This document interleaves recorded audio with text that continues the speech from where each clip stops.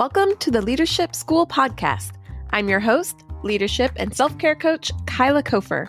Here at the Leadership School, you'll hear leaders from around the world sharing their stories and expertise on how to lead with balance and integrity. Our goal? Teach you how to be an extraordinary leader.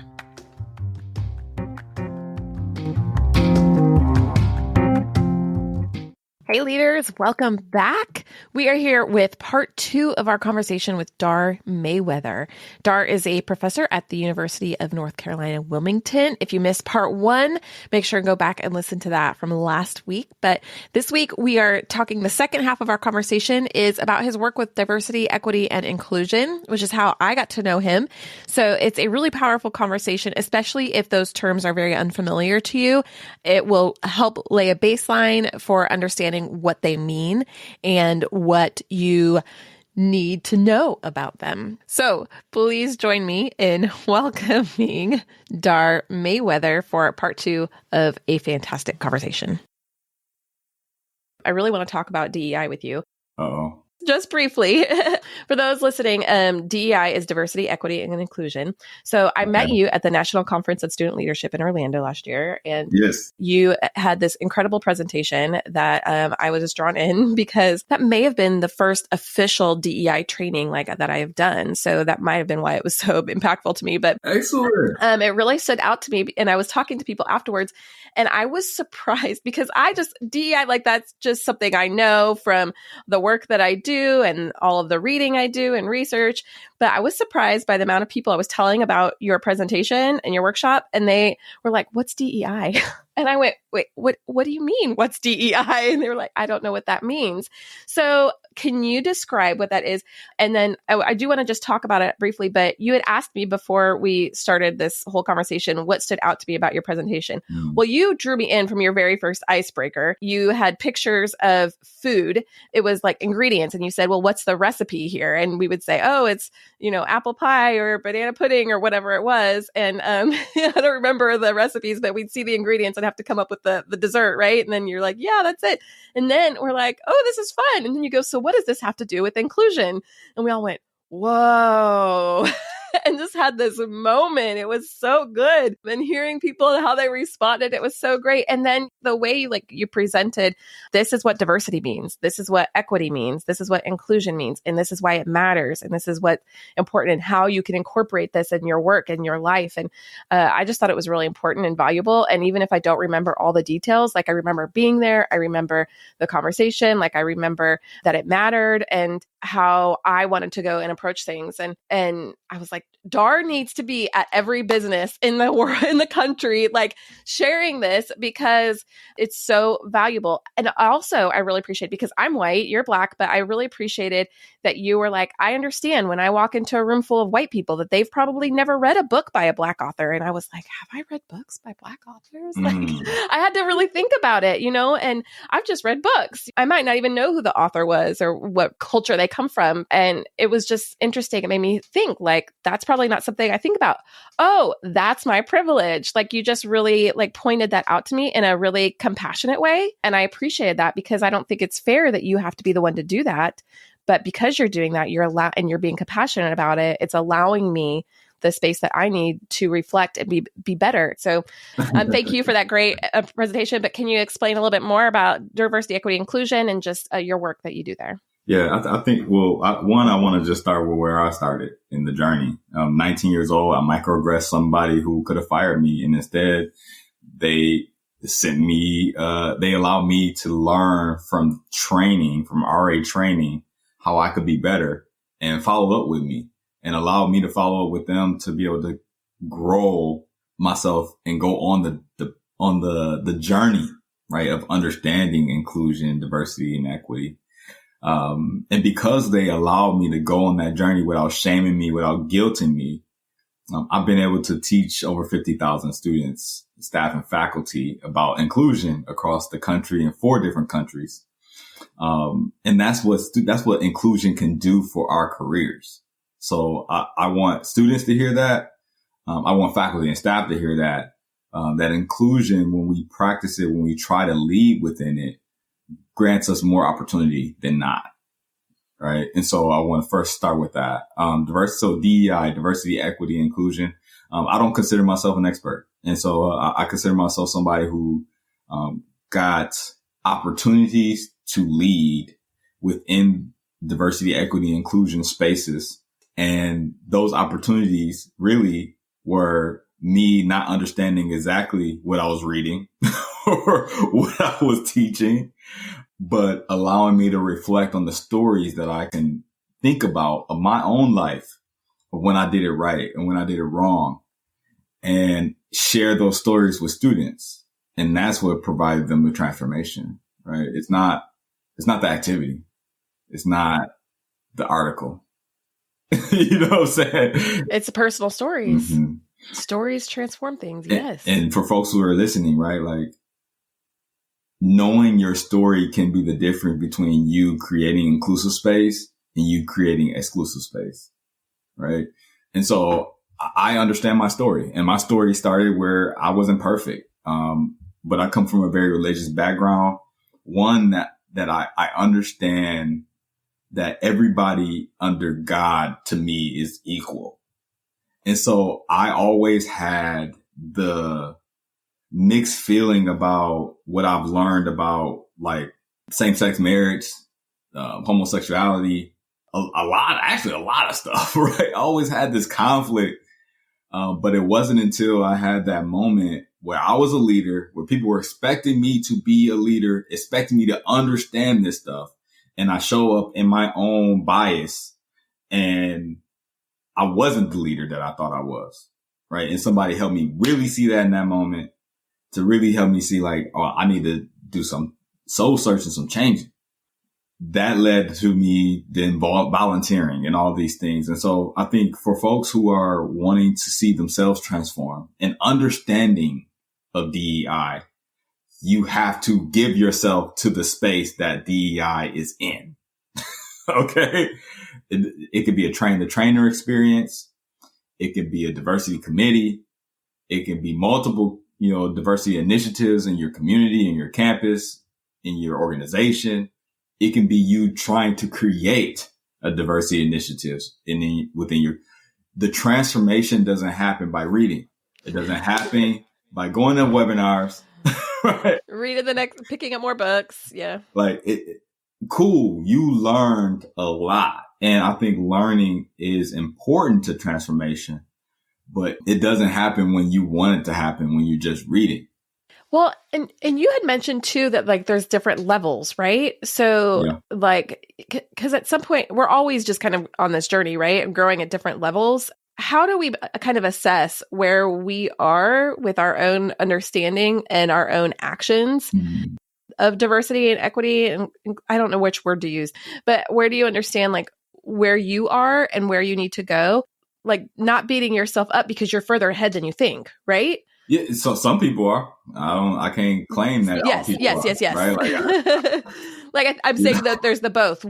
How do you like understand where you are and where you need to go, versus going like, oh, I'm further ahead, or I'm not further ahead, or where do I, or I haven't even started, or this doesn't even matter to me. Like, why is this even important? Like, how do you encourage other people to understand that it is important? If you're the only person in a room, who understands that it's important to be diverse and have a diverse community, to include others, to have equal pay, like those things. If you're the only person in that room, how do you even begin you're changing yourself, but you can't like force somebody else to have that same opinion in your office and your job. I mean, how do you start creating that change in your small community? Yeah.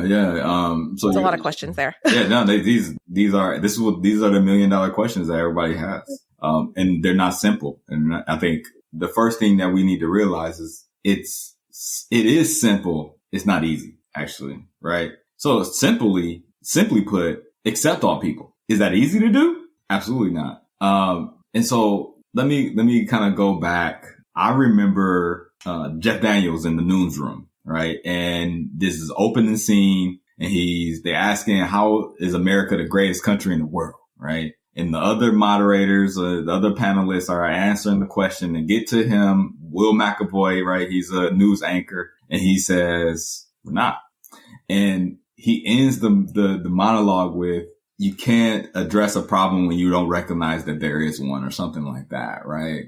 And so oftentimes I think we're operating under this idea that everybody feels like they're accepted, that everybody feels like they belong, and that nothing that I can do or say will negatively impact someone in some way. Or I can hide behind the idea that I was just joking, that it wasn't nothing impactful, it wasn't meaningful, I don't really feel like that. And that's what we've been doing as a society. So now bringing us to your question, right?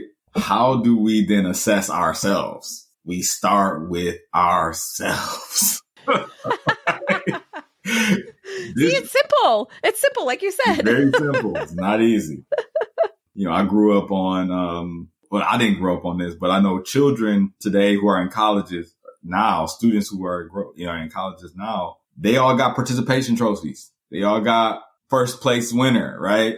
And so they all believe now that they are special at the same thing that everybody else is special at, right? And they deserve the same only when it's good, right? But when it's bad, then it's an isolated incident.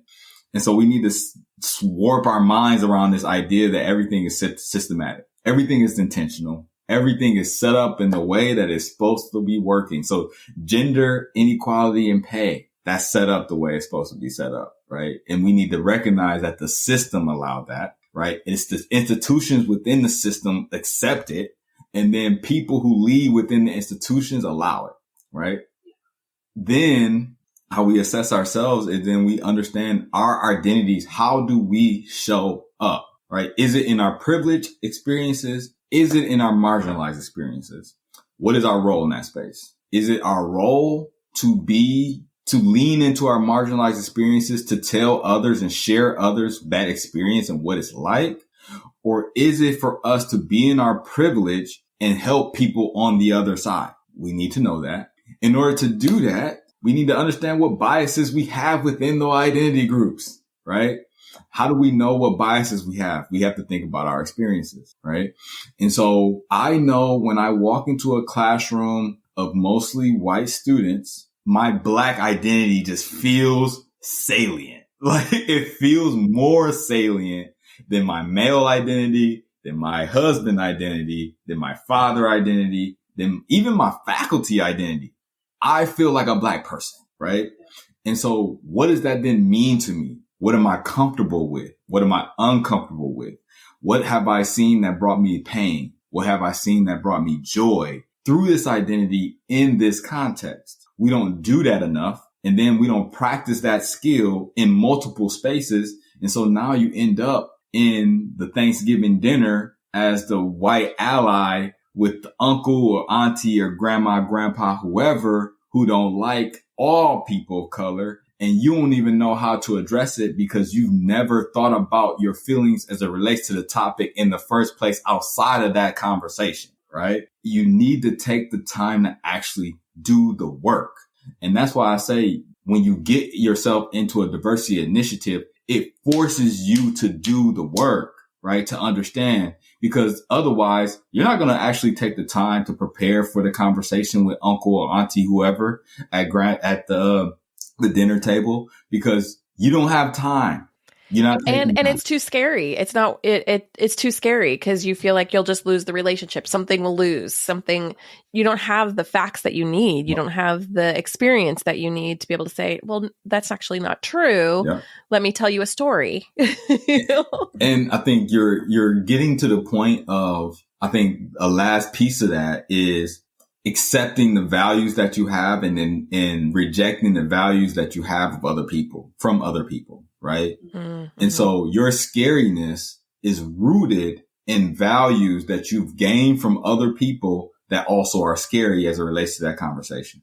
And if your values were rooted in actually voicing your opinion, even if it is in to the detriment of a relationship, then your values allow for you to validate the reason why that relationship shouldn't be as critical in your life.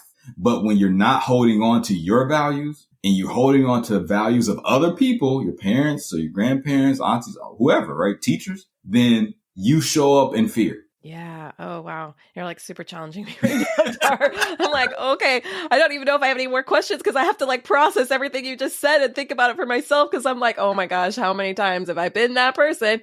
And it just finished the holidays. So I could probably start counting. Like it is hard.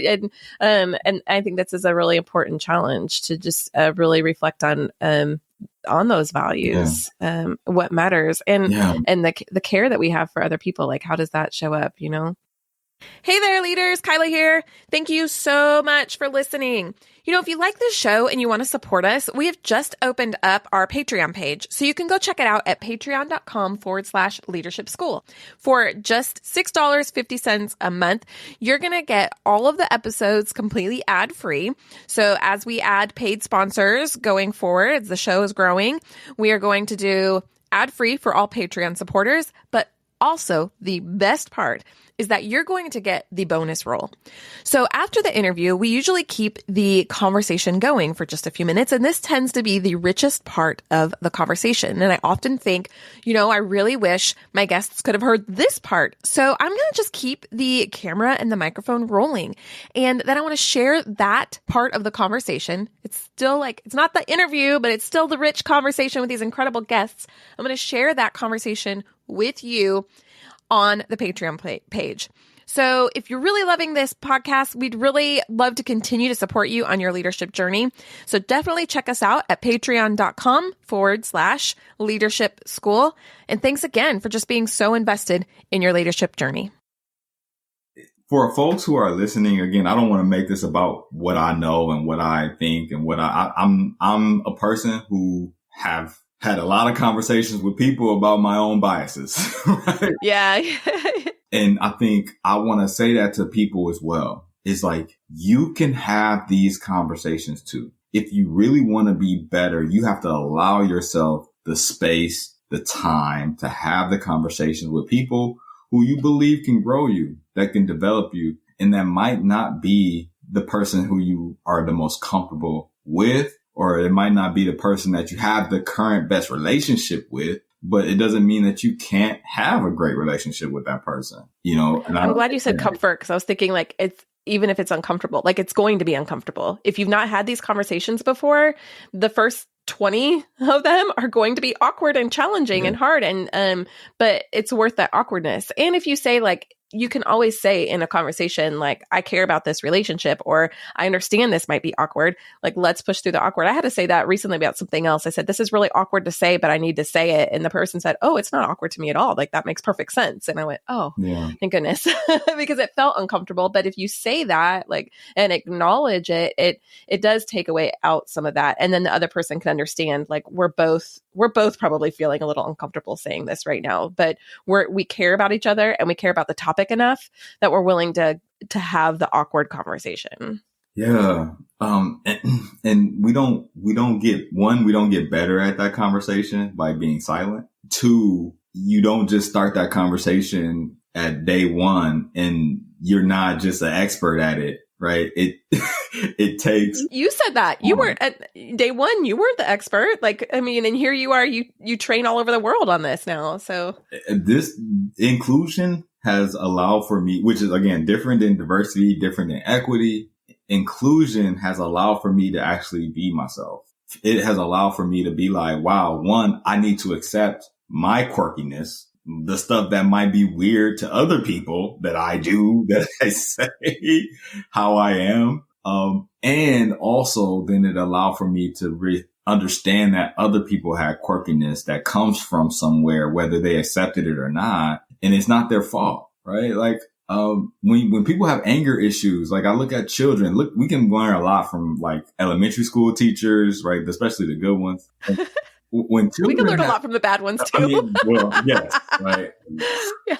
When children have anger issues, we can say they're a bad child, or we can say there's a problem that's rooted in something deeper, right? So the same that when we're thinking about inclusion, when we think about exclusion, when we think about somebody oppressing somebody else, we can say that person is a negative, terrible individual. They don't need to be a part of our community. or we can take accountability for the systems in which our community operates in that allows for these behaviors to perpetuate on children, on youth, on teens that become college students, that become adults, that then don't give a damn about inclusion. But it started well before they even knew they even had an opportunity or ability to say they don't care, right?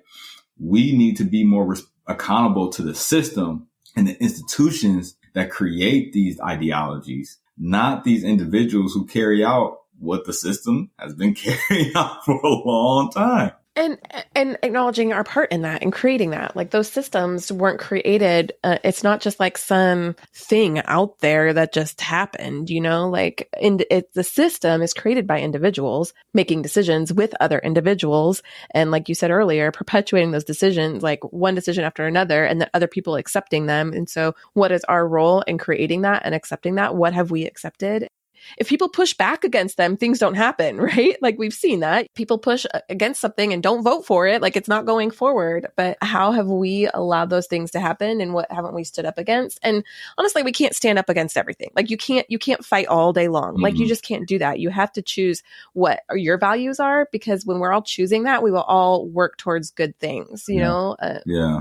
I think the last thing apart about that is, like, when you're doing inclusion work or you're doing diversity, equity, inclusion, one, you need to know the difference between the three. Which one of the three makes you feel joy, right? That makes you feel like your cup's full. So when I think about diversity, right, it's just difference. It's just, we have a different community. We have differences in the community. We have different type of people in the community, right? And if that's what you want to do, to recruit, to bring different type of people to the community, cool, do that. When you have inclusion, we talk about belonging. Right. And so we're talking about making people feel like they can be a part of all the processes that influence the work that we do. Right. And so that is not just professional work. That's also social. That's also feeling like you are a part of a community that sees you. Right. And that it wants to honor the differences that we have in that. So that's experiencing culture. That's experiencing different heritage and traditions. Right. Or allowing for those traditions to come into the space. So if you want to do that, do that. That's what brings me joy, actually. Right. It was like, because one, I love experiencing people's culture. I teach a lot of international students, and those students are amazing. You know what I'm saying? Like the history that they bring to our classrooms when they tell us about themselves, it's amazing. Right. So I do inclusion work. So that's why I know inclusive leadership is my space. Equity is all about helping folks give back what might have been taken, right? Whether that's power, whether that's money, whether that's resources. If somebody's not gaining, we're not doing equity, right? Especially when I say somebody, I mean like somebody that's or groups from marginalized, underrepresented, undersupported identity, right? And that could be a lot of different things in a lot of different community contexts. But the reality is, if we're not giving power, space, land, resources, money, we're not doing equity. We're not doing equity. But if that's your fight, right, you want to make sure people have policies in place to ensure that they get the space and time and resources that they deserve, do it. Do it hard, right? Contribute your space to it. That is all important stuff, right? And we all have different ways that we fight the fight, right? But you got to do something. And that's what I want for folks. Don't sit by and not do anything, but attend to it. Like, honor it, right? Like, I believe everybody is on this earth intentionally. And so if we don't honor the belief that we have of what we should be giving as it relates to this part of leadership, right? Because I believe that it is a part of it. Then are we really truly living a purpose for students, right? Especially the students, because we know that this generation is more socially aware than many other generations. And so how are we empowering students to get out there and do something, right? To be a part of the change versus just reading about it, right? Tweeting about it. Instagramming about it or whatever. Being in it and actually doing it and doing the work and being the person that shows up every day in a positive way. And not to your detriment. I'm always really clear about that, just because of my own experiences of feeling like I had to always give and never receive. And my life was like always for service. But I think that there's a healthy balance in that. Like, you need to do those things, but not at your own expense either. Like, you're part of those people that you're serving. Like, that's part of you. You are included in that, of doing those things. So yeah. Ooh, that's so good. Dar, this has been so amazing. I'm thinking I might actually split this into two conversations, like our first conversation about leadership and our second conversation about DEI, because I just think that it was so powerful. Like, it deserves its own space. So typically I have longer episodes, but I might split these up into two, because I think this was a really, really powerful and beautiful conversation. I'm just really grateful. Thank you so much. If someone wants to follow up with you, learn more from you, have you come to speak, how can we reach you? All this will be in the show notes, of course, but I'd love to hear from you. How can we get in touch with you? People can reach out to me at info@doingthegoodwork.com. Also, you can get a freebie. I share a lot of the work that I do. Right now, I have an inclusive leadership activity book that folks can get for free. And I'll also follow up with multiple emails on how you can use that book. It has facilitation guides, it has multiple activities, and also has a framework in which that you can use to kind of create curriculum. And so, it's doingthegoodwork.com/free book, doingthegoodwork.com/free book. And then they'll send you, that email, and also you'll get multiple instructions on how to use or how to actually create activities on your own, right? If you can't afford to bring an amazing speaker like myself, then, I think. But afford it, find a way. well, yes. And also find a way to really impact the students with this work, because that's what's most important. We all have a role, right? We all have a role. And for faculty and staff, you can do a 5 to 10 minute activity. For students, student leaders, especially folks who have positions in orgs, you can do the 5 to 10 minute activity before the meeting, right? And you do that 5 times, 10 times over the year. How much change can you actually create? A lot.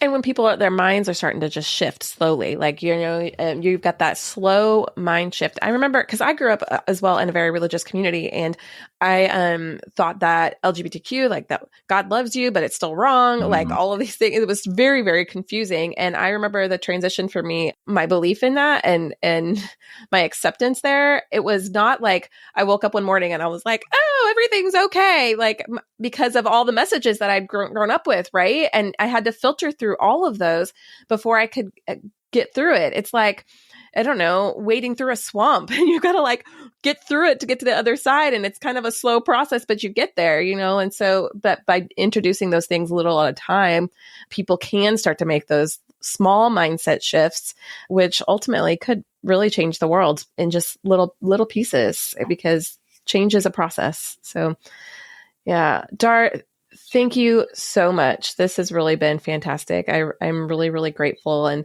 just learning for myself too, and it is always a journey and a process. And I'm just really grateful for your willingness to have the conversation. So thank you. Thank you for having me on. And hey, for folks who are listening, reach out at info@doingthegoodwork. Dar Mayweather. I am here. Hey, thank you so much for listening. If you've liked what you heard and you want some more tools and resources to help you on your journey, go check out kylakofer.com/free stuff.